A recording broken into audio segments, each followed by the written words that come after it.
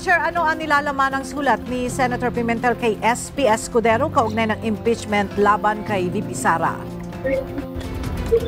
Kaya ang pagsasalin sa Pilipino ng salitang forthwith ay agad.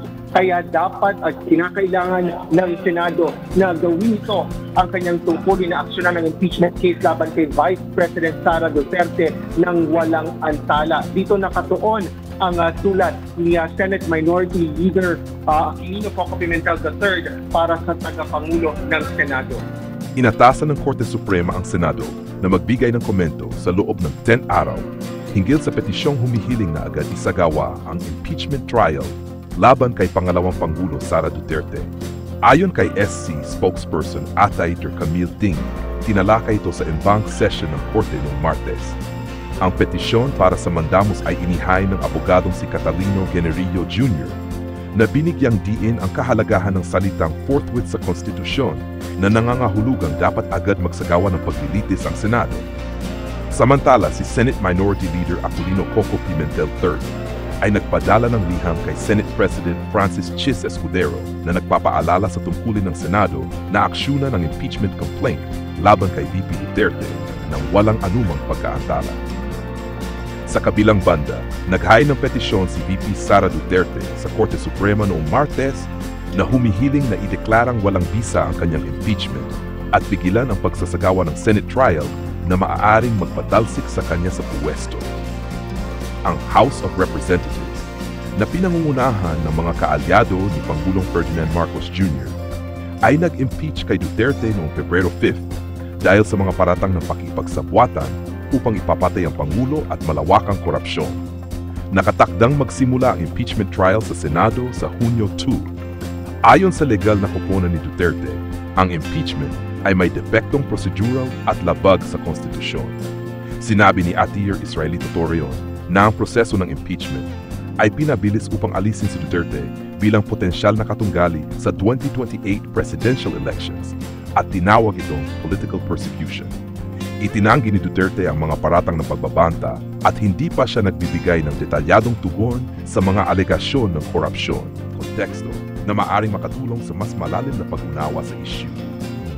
Konstitusyonal na bayan, ang pagtutok sa salitang forthwith sa Article 11, Section 3, Paragraph 4 ng 1987 Constitution ay may malaking epekto sa interpretasyon kung kailan dapat simulan ng Senado ang paglilitis. May mga legal experts na maaring magbigay ng iba't ibang pananaw kung ang salitang ito ay nangangahulugang agad-agad o kung may kaluwagan sa pagpapatupad nito. 2. Implikasyon sa politika. Ang impeachment laban kay VP Sara Duterte ay isang malaking pagsubok sa relasyon ng Marcos-Duterte Alliance. Ang Kamara na kontrolado ng mga kaalyado ni Pangulong Ferdinand Marcos Jr.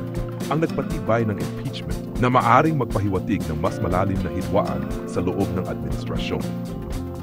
3. Senado bilang impeachment court.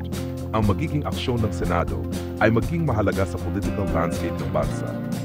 Hindi lahat ng senador ay nagpahayag na ng kanilang posisyon sa impeachment trial, kaya't isang malaking usapin kung magiging patas ang proseso o kung magkaroon ng partisanong pagkiling.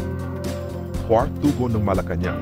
Habang hindi pa malinaw ang opisyal na posisyon ng Pangulo ukol sa impeachment, ang katahimikan ng Malacanang ay maaaring ipakahulugan bilang pagdistansya mula sa issue o isang maingat na hakbang upang hindi ito lalong magpagulo sa kasalukuyang balanse ng kapangyarihan. 5. Pananaw ng publiko. May halo-halong reaksyon mula sa publiko. May mas sumusuporta sa impeachment bilang bahagi ng checks and balances, habang may iba namang naniniwala na ito ay isang political maneuver upang alisin si Duterte bilang isang potensyal na kandidato sa 2028 elections. 6. Posibleng epekto. Kung mapatalsik si VP Duterte, ito ay magdudulot ng malaking pagbabago sa political dynamics ng bansa. Magkaroon din ito ng epekto sa political ambitions ng iba pang leaders sa administrasyon at oposisyon.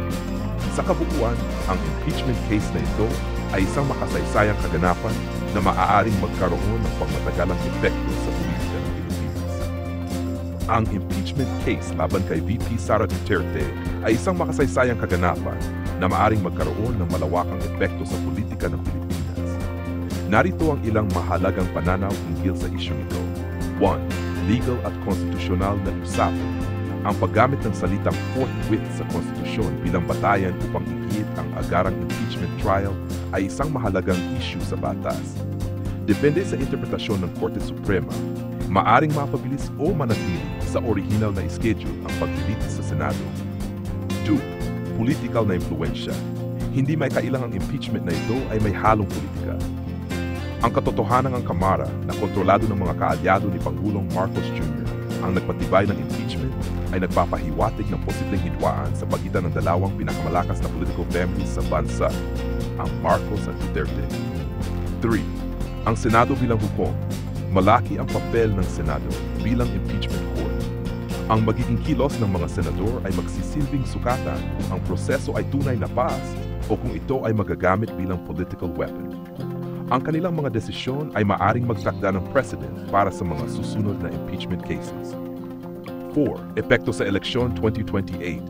Marami ang naniniwala na ang impeachment laban kay Duterte ay bahagi ng isang mas malawak na estratehiya upang alisin siya bilang isang malakas na kandidato sa 2028 presidential election.